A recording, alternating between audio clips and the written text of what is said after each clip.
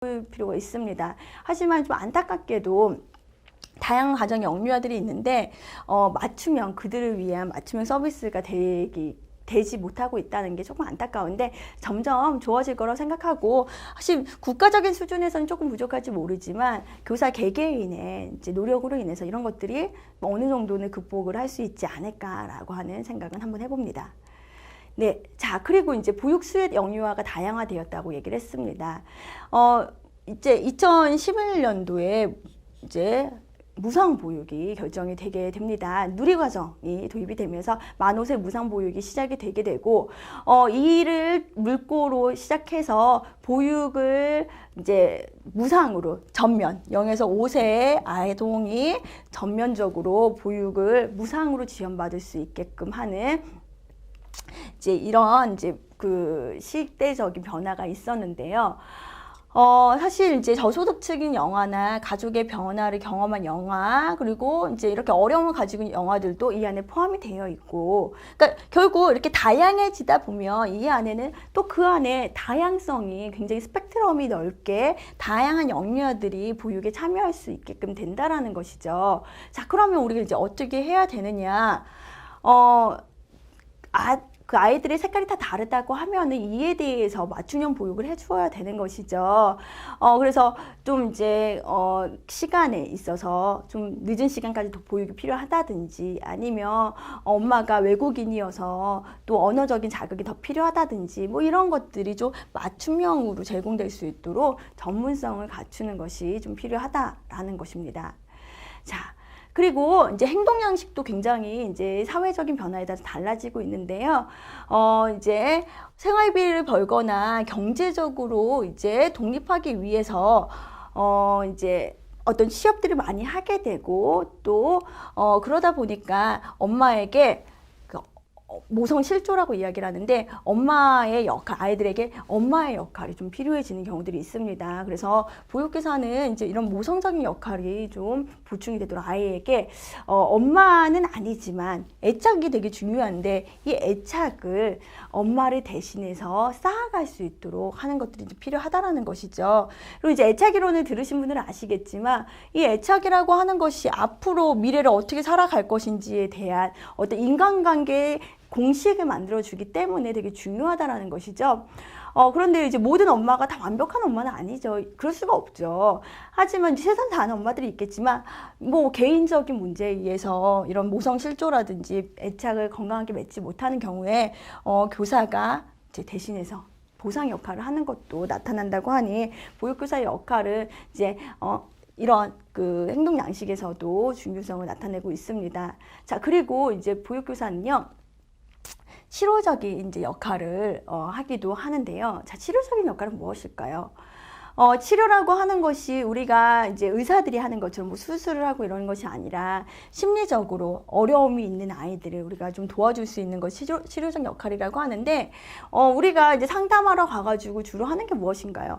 설명 듣고 이런 게 아니라, 배우는 것도 인지치료 같은 경우 그렇게 하겠지만, 대부분 공감적인 경청에 자기 이야기를 하고 자신의 감정을 표현하고, 또 이 속에서 긴장을 풀어주는 이러한 것들이 치료의 기본이 되지 않습니까? 그래서 이렇게 아이들 공감해주고 위로해주는 것을 통해서 내적 갈등을 해결하도록 돕는 역할을 하는 것도 보육교사의 역할이라는 것이죠.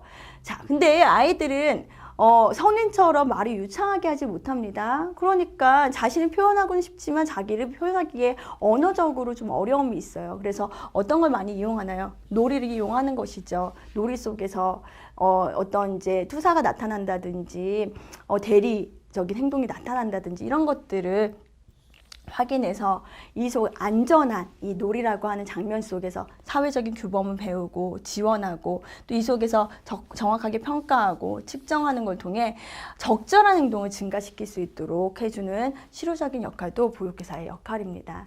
자, 그리고 이제 보육교사는 교수적인 역할도 해야 되는 것이죠. 자, 교수적인 역할은 기본적으로 교사라고 하는 가르침의 역할을 하는 거라고 볼 수가 있습니다.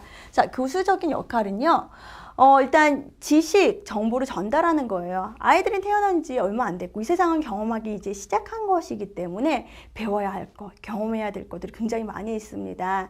그래서 우리는 아이들에게 이 세상을 살아가면서 필요한 지식이나 정보를 전달하고 또 기술을 발달시킬 수 있는, 예를 들어서 숟가락질을 하는 거, 화장실 가서 변기를 사용할 수 있는 이런 기술을 발달시킬 수 있는 이런 역할을 제공을 해야 된다는 거예요.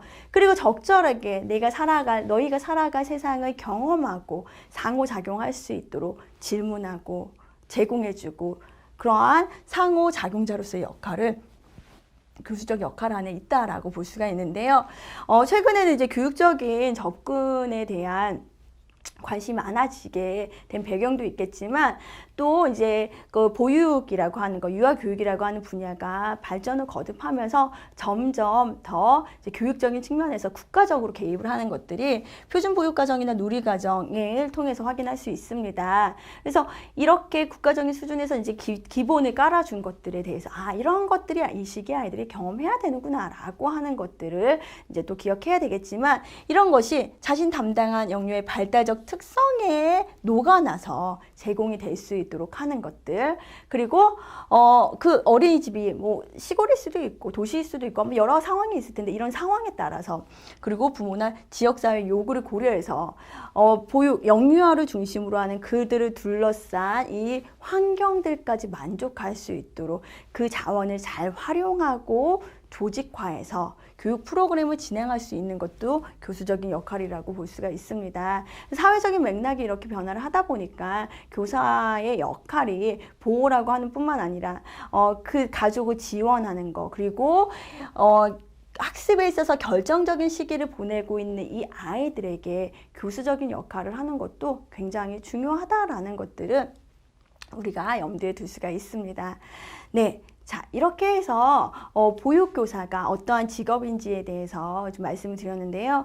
물론 아직 이제 보육교사라고 하는 것을 처음 접한 분들은 이게 무슨 얘기야 라고 하면서 좀 이제 헷갈리실 수도 있는데 학습에 있어서의 가장 좋은 왕도는 반복입니다. 많이 듣다 보면 또 보육과 관련된 기사들을 좀 많이 보다 보면 용어들도 익숙해지고 이런 배경 속에서 보육교사는 이러한 중요성을 띠고 있구나. 나는 어떻게 준비해야 되는 것일까 라고 하는 것들을 여러분들이 깨우쳐 갈 수 있는 시간이 되실 거라고 생각이 듭니다. 네, 이번 시간도 정말 수고 많으셨습니다. 감사합니다.